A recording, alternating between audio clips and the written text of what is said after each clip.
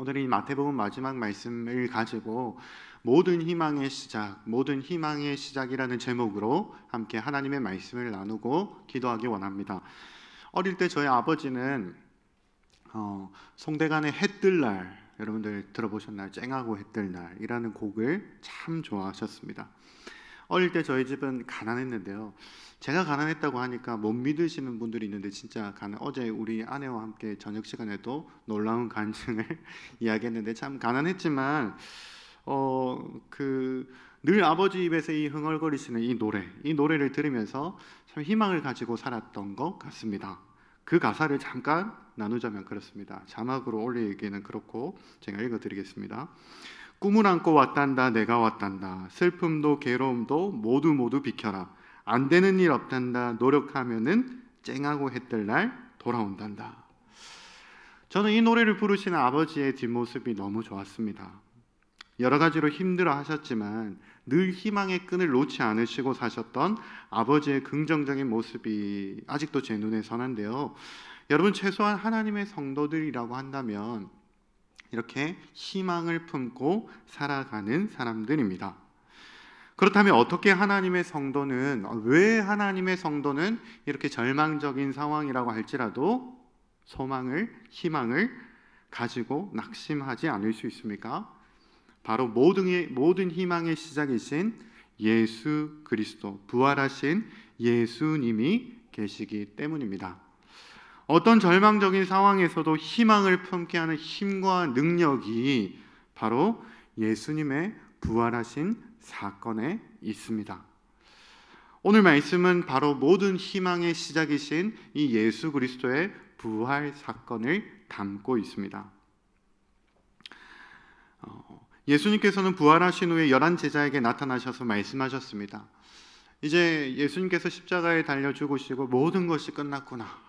이제 다 끝났구나 라고 생각했던 제자들에게 나타나셔서 다시 희망을 품게 하시고 희망을 가지고 살아가야 할 이유에 대해서 말씀하고 계십니다. 저는 오늘 이 말씀을 통해서 이 예수님의 부활 사건이 최소한 우리의 삶에 희망이 되어질 수 있고 또 더 넓게는 나아가서 온 세상에 희망이 될 수 있다라는 것을 여러분들과 함께 나누려고 합니다. 그러나 여러분들 한번 생각해 보시면 오늘날 희망을 이야기하기에는 현실적으로 너무나도 어려운 상황들이 우리 앞에 놓여져 있습니다. 오히려 절망을 이야기해야 될 것 같고 오히려 낙심되는 이야기들을 하는 것이 더 자연스러운 이야기처럼 쉬울 것입니다.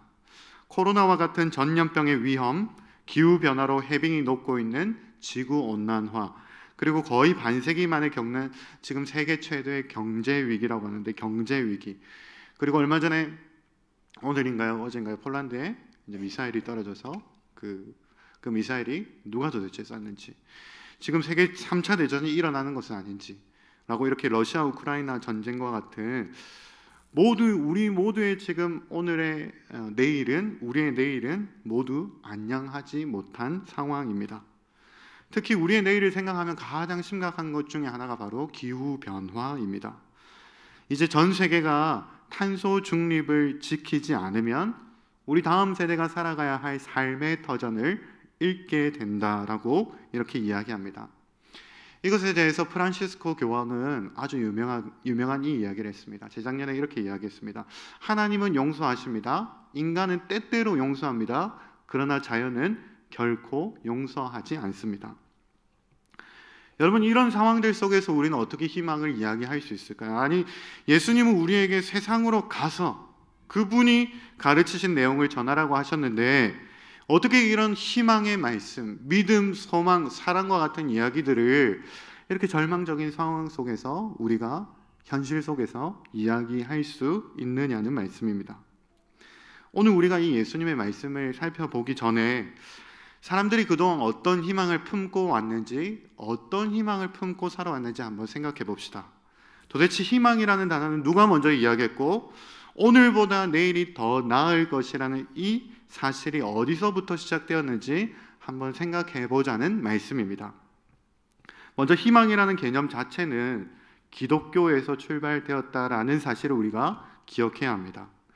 예수님이 부활하시기 전까지 고대 문화에서는, 고대 사람들의 생각은 이러했습니다. 우리나라의 불교 사상과 같이 윤회설, 세상이 돌고 돌아 순환하기 때문에 좋을 때도 있고 나쁠 때도 있다고 생각했습니다.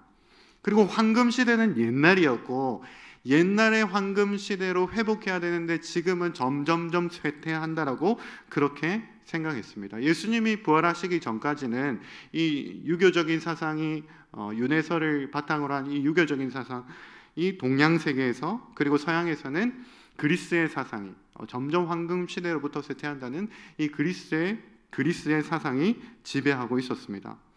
그런데 예수님께서 부활하신 이후에 내일에 대한 개념이 완전히 달라졌습니다. 세상이 여러 번 다시 시작한다고 생각하는 윤회설이나 황금시대로부터 점점 쇠퇴해서 결국에는 사라질 것이라고 모든 세상은 무로 돌아간다는 내일이 아니라 단 한 번의 끝날이 있고 그 이후에는 모든 것이 바로 잡히게 될 것이라는 이 내일에 대한 새로운 개념, 오늘보다 더 나은 내일이 있다라는 이 희망이 바로 예수 그리스도의 부활 사건으로 시작되었습니다. 그런데 이 희망이 오래되지 않아서 세속화되었습니다. 세속화되었다는 말은 이런 말입니다. 하나님이 우리에게 밝은 미래를 주신다 에서 하나님은 빼버리고 그 자리에 인간의 이성과 과학을 집어넣고 인간의 이성과 과학이 더 나은 미래를 가져다 준다라고 말하기 시작했습니다. 점차 발전하는 이성과 과학이 질병과 기근과 전쟁과 빈곤과 인종차별과 같은 이러한 인류의 침체들을 극복하게 만들 수 있다라고 이렇게 믿게 만들었습니다. 그러나 이 신념도 오래가지 못했죠. 두 번의 세계대전을 겪고 사람들은 이제 더 이상 속지 않게 되었습니다.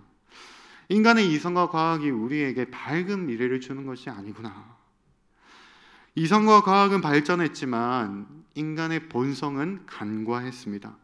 인간의 지식과 과학이 만민을 유익하게 하고 바르게 사용될 것이라고 굳게 믿었지만 서로 이렇게 죽고 죽이는 일에 사용될 것이라고는 생각하지 못했습니다. 그러면서 이제 사람들은 점차 희망을 잃기 시작했습니다. 제가 어릴 때만 해도 미래에 대한 공상 영화들을 보면 인류가 꿈꾸는 모든 것이 실현된 미래로 그려지고는 했는데 요즘 미래에 대한 영화들을 보면 전부 인류가 멸망했거나 이 지구상에 이제 인간이 다스리는 것이 아니라 다른 종이 나와서 이 지구를 지배하고 몇 안 남은 인간이 서바이벌하는 그런 영화로 그려지고 있는 것을, 그런 시나리오들을 우리가 보게 됩니다. 사회적으로는 이제 밝은 미래가 아니라 어두운 미래를 우리가 어떻게 준비할 것인지, 개인적으로는 어떻게 하면 덜 스트레스 받고 어떻게 하면 내 인생 하나만 잘 건사하면 될지 그것에만 관심이 쏠리게 되었습니다. 여러분이 이 세상이 왜 이렇게 되고 있습니까? 바로 희망의 원천인 예수 그리스도를 잊어버렸기 때문입니다. 모든 희망의 시작이신 예수님의 부활 사건, 부활하신 예수님께서 친히 보여주신 그날에 우리도 부활한 몸을 입고 살아가게 될 이 온 인류가 고대하는 이 희망의 원천을 잃어버렸기 때문입니다. 오늘 본문을 통해서 우리가 이 희망을 다시 한 번 더 되찾기 원합니다.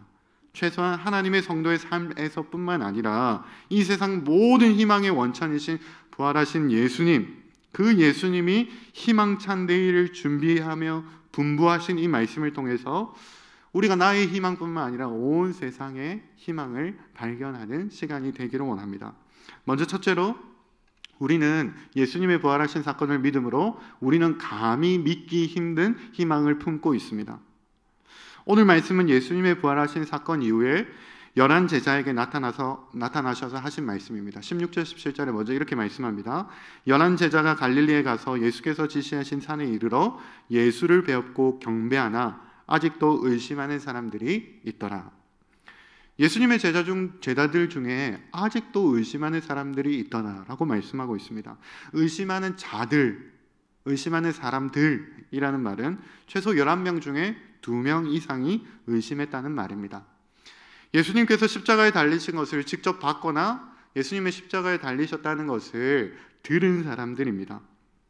이제 이 예수님께서 다시 살아나셨는데 이것을 눈으로 보고도 제자들은 쉽게 믿기 힘들었습니다.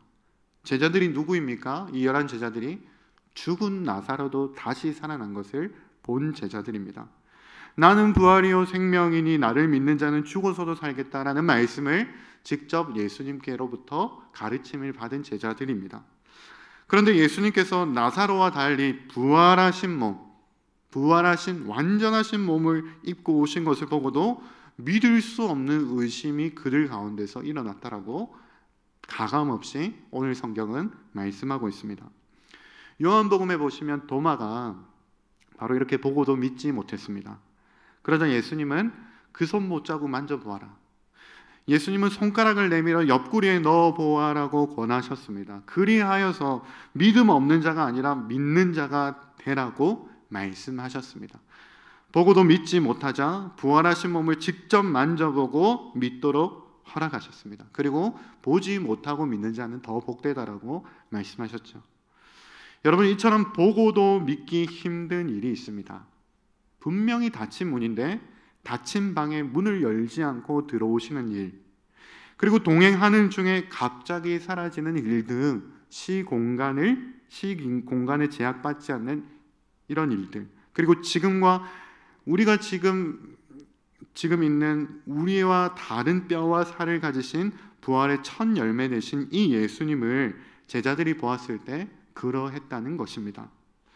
우리가 품은 희망은 이처럼 감히 보고도 믿기 힘들 정도로 벅찬 희망입니다. 우리가 기대하고 우리가 상상하는 것보다 훨씬 더 영광스럽고 훨씬 더 완전한 곳으로 나아가는 것을 우리는 희망합니다. 그러나 세상이 주는 희망은 어떻습니까? 세상이 주는 희망에는 기대가 크면 실망이 크다라는 말이 있습니다. 인간의 자유가 실현되어지고 인류의 평등과 경제적인 번영과 정의가 실현될 것이라는 이런 기대를 한껏 기대해보지만 항상 그 기대에 미치지 못하는 희망이 바로 세상이 주는 희망이죠. 그러나 우리가 가진 희망은 우리가 가진 기대보다, 우리가 바라고 원하는 정도보다 훨씬 더 충만하게 채워질 보고도 감히 믿기 힘든 희망입니다. 두 번째로 우리는 하늘과 땅의 희망을 동시에 품고 있다는 사실을 기억해야 합니다. 우리가 희망을 이야기할 때 종종 범하게 되는 오류는 이분법적으로 내세에 대한 희망, 천국에 대한 희망만 생각한다는 점입니다.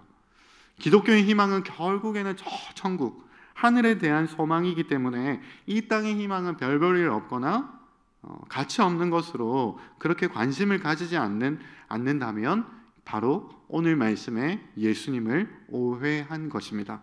오늘 예수님은 자신을 이렇게 소개하십니다. 18절에 예수께서 나와 말씀하여 이르시되 하늘과 땅의 모든 권세를 내게 주셨으니. 여러분, 예수님은 하늘과 땅의 모든 권세를 주신 분이십니다. 가지고 계신 분이십니다. 하늘의 문을 여시고 저 천상의 문을 우리에게 열어주셨을 뿐만 아니라 동시에 이 땅의 희망의 문을 열어다 주신 분이 바로 우리 예수님이십니다. 불교에서는 일장춘몽이라는 말이 있습니다. 무슨 말입니까? 이 땅에서의 삶은 한낱 꿈과 같은 덧없는 인생이다 라고 말할 때 일장춘몽이라는 말을 사용합니다. 이것처럼 다른 종교들은 내세만 강조하지 현세의 삶을 무의미하거나 고통만 가득한 세상으로 이렇게 이분법적으로 생각해 버립니다. 그러나 우리 부활이 보증된 사람들의 희망은 오히려 현세지향적입니다. 예수님께서 승천하셔서 하늘의 길을 열어주실 뿐만 아니라 이 땅에서 완전한 황금실에 열어주실 것이다. 우리가 딛고 살아가는 이 땅, 이 인생의 황금시대를 열어주실 것이다 라고 우리는 이 최종적으로는 현세지향적인 희망을 갖고 살아가는 사람들입니다. 개혁주의 신학 안에서 만유갱신설이라는 말이 있습니다. 우리는 만유폐기설이 아니라, 그러니까 만유가 새 하늘과 새 땅을 우리는 고대하고 기다리는데, 이 우리가 지금 밟고 살아가고 있는 만유가 폐기되어져서 새 하늘과 새 땅이 아니라 지금 우리가 밟고 살아가는 이 땅이 갱신되어져서 만유갱신설이라는 것을 우리는 개혁주의에서는 믿습니다. 예수님께서 승천하셔서 지금 승천하시고 그리고 예수님께서 재림하실 때 우리가 함께 영원히 거하게 될 새 하늘과 새 땅은 다른 곳이 아니라 지금 우리가 두 발을 딛고 있는 이 지구의 연속선상에서 새롭게 갱신될 것입니다. 물론 그렇게 되면 많은 의문들이 생기죠. 우리가 직접 참여해 보지 않고서는 예측할 수 없지만 바로 이것이 성경의 전통을 따르는 가르침입니다.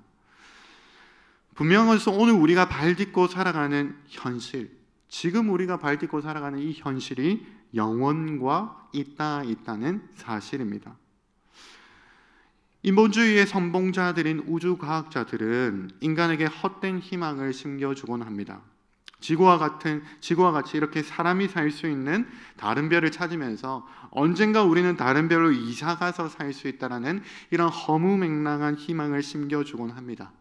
또 과학자들은 지금 우리가 보고 있는 것이 전부라고 여기면서 결국 모든 것은 우연히 발생한 것이고 모든 것이 무로 돌아갈 것이기 때문에 모든 문명은 한순간처럼 여겨질 것이며 모든 것이 결국에 사라지면 아무도 우리를 기억할 사람은, 아무도 우리를 기억할 존재는 없다라고 이렇게 이야기합니다. 현실을 살아가는 인생의 의미와 가치를 도무지 찾지 못하고 방황하게 만드는 것이 과학의 한계입니다. 그러나 오직 기독교만이, 다른 종교나 과학이나 어떤 곳에서도 이야기하지 않는 기독교만이 현세의 희망을 이야기합니다. 다른 종교들은 이분법적으로 내세의 희망만을 강조하지만 오직 기독교만이 내세와 현세의 희망을 이야기합니다. 우리는 내세와 현세, 사실 영혼이라는 관점에서 보면 이렇게 내세와 현세를 구분하는 것도 구분할 수도 없지만 어쨌든 부활하신 예수님을 믿는 우리는 모두 지금 내가 사는 세상에서 희망을 품고 살아갈 수 있습니다. 그래서 앞서 말씀드린 대로 이 땅에서 일어나는 모든 희망은 기독교에서 시작되었고 기독교가 제공하지 않으면 제대로 된 희망을 품을 수 없습니다. 오직 기독교에서만 주는 희망만이 완전하고 현실적이며 실현 가능한 의미 있는 희망입니다. 마지막 셋째로 기독교의 희망은 그래서 이 세상의 희망입니다. 오늘 예수님께서는 제자들에게 마지막으로 이렇게 분부하셨습니다. 19절 20절에 그러므로 너희는 가서 모든 민족을 제자로 삼아 아버지와 아들과 성령의 이름으로 세례를 베풀고 내가 너희에게 분부한 모든 것을 가르쳐 지키게 하라. 볼지어다 내가 세상 끝날까지 너희와 항상 함께 있으리라 하시니라. 여러분, 예수님은 우리에게 가라라고 명령하십니다. 세상으로 가서 제자를 삼고 세례를 베풀며 예수님의 가르침을 다 지키게 하라라고 이렇게 명령하셨습니다. 그리고 세상 끝날이 있음을 말씀하시고 내가 너희와 항상 함께 있으리라고 말씀하고 계십니다. 온 세상의 희망을 시작하신 이 부활하신 예수님께서 그 희망을 제자들이 품고 끝날에 너희도 부활한 몸을 입고 완전한 세상에서 온전하게 살아갈 것이라는 이 희망을 품고 온 세상에 희망의 바이러스를 퍼뜨리기 원하셨습니다. 제자들은 그저 내 신앙 하나, 나 혼자 희망을 품고 살아가는 그 정도가 아니라 11 제자들을 통해 온 세상에 예수 그리스도의 십자가와 부활 소식, 이 희망을 전하기를 원하셨습니다. 오늘 설교를 준비하면서 김영석 교수님의 기독교 아직 희망은 있는가? 라는 책을 읽게 되었습니다. 이 김영석 교수님의 연세는 올해 103세이신데요. 고령의 나이이심에도 불구하고 아직도 강연과 집필을 꾸준히 이어나가시는 한국 기독교의 또 한 분의 어른이십니다. 김영석 교수님은 아직 한국 교회가 세상의 희망이 되는지에 대한 질문을 스스로 던지면서 이렇게 답하셨습니다. 한국 교회의 의무와 존재 가치는 우리 사회가 앓고 있는 위험한 정신적 질환을 진단하고 치료하는 책임과 의무를 감당하는 데 있다. 여러분, 그러면 지금 우리 사회가 앓고 있는 위험한 정신적 질환, 사람들에게 소망을 잃게 만들고 사람들을 절망으로 빠뜨리는 저 어둠 권세자들이 잡고 있는 내용이 무엇입니까? 김영석 교수님은 사람들을 분열시키는 흑백 논리, 그리고 자기 절대화, 그리고 자본화된 계급사회 속에서 상하관계라고 이렇게 이야기하셨습니다. 만약 우리가 예수님의 이 말씀대로 예수님께서 가르치신 것, 우리에게 가르치신 것, 남을 비판하거나 판단하지 말라라는 이 말씀을 우리가 가르쳐 지키게 행했다라면 우리 사회는 흑백 논리나 자기 절대화나 신계급 사회에서의 상해관계에서 벗어날 수 있겠죠. 이것뿐만 아니라 기독교가 이 세상에 앓고 있는 정말로 위험한 정신적 질환들에 관심을 갖고 예수님께서 분부하신 대로 가라, 세상으로 가서 예수님의 황금률과 같은 말씀을 가르쳐 지키게 한다면 그때 이 세상에 희망이 있습니다. 개인의 변화는 물론이거니와 이 세상의 유일한 희망 대신 예수님을 전함으로 악한 세력들에게 유린당하며 절망하고 있는 이 세상 사람들에게 희망을 전할 수 있습니다. 사랑하는 성도 여러분, 이제 말씀을 맺기 원합니다. 말씀을 맺으며 부흥에 대한 말씀을 드리려고 합니다. 언젠가부터 우리는 부흥이라는 말을 자주 하지 않게 되었습니다. 우리도 다성에 젖어 부흥보다는 쇠퇴하고 있는 현실을 더 많이 바라보게 되었습니다. 예전에 우리 참 좋았는데, 그때 참 좋았지 라는 말로 현실을 비판적인 시각으로 바라보게 되었고, 앞으로도 그리 나을 것이 없는 상황으로 미리 예견하고 미리 절망하게 되었습니다. 전통을 생각하고 소중하게 여기는 건 너무나도 중요합니다. 그러나 전통을 지나치게 소중히 여기면, 과거에 지나치게 소중히 여기면서 과거에 함몰된다면 과거지향적인, 늘 아쉬워하면서 현실에 절망하며 미래에 대한 희망은 전혀 없이 살아가게 만드는 것이죠. 대부분 예수님 오시기 전에, 그러니까 시작과 끝이 있고 인류는 지금 한 운명 공동체로서 더 나은 세상을 향해 나아가고 있다, 이런 희망의 개념이 생기기 전에 동양 사상과 그리스의 사상의 한계가 그러했습니다. 봄, 여름, 가을, 겨울이 반복되듯이 시간은 돌고 도는 것이기 때문에 희망을 품고 살 것이 아니라 천문학과 같은 이 점술에 의지해서 애군을 피하는 정도로 인생을 살아야 된다, 그렇게 고대 사람들은 그렇게 살았죠. 그러나 예수님을 믿는 우리는 날마다 새로운 희망을 품고 살아가야 합니다. 그래서 꿈꾸고 희망해야 되는 부흥은 사실은 회복되어야 할 부흥이 아니라 새로운 부흥을 꿈꾸고 우리는 희망해야 합니다. 제가 올해 산목장과 다음 세대를 이렇게 동시에 맡으면서 주신 마음이 바로 새로운 부흥입니다. 하나님께서 주신 약속의 말씀이 새로운 부흥에 대한 말씀입니다. 예레미야 33장 3절에 너는 내게 부르짖으라 내가 내게 응답하겠고 내가 알지 못하는 크고 은밀한 일을 내게 보이리라. 성도 여러분, 오늘 말씀을 빌어 여러분들에게 이렇게 도전하고 싶습니다. 여러분들도 새로운 부흥을 꿈꾸시기 바랍니다. 이전과 같지 아니한, 이제 나는 없고 하나님께서 시작하시는 일, 내가 시작해서 늘 불안하고 두려운 내일이 아니라 하나님께서 하시기에 가장 아름답고 선하고 크고 놀라운 일, 이 새로운 부흥을 꿈꾸게 되시고 희망하게 되시는 저와 여러분들이 되시기를 예수님의 이름으로 축복합니다.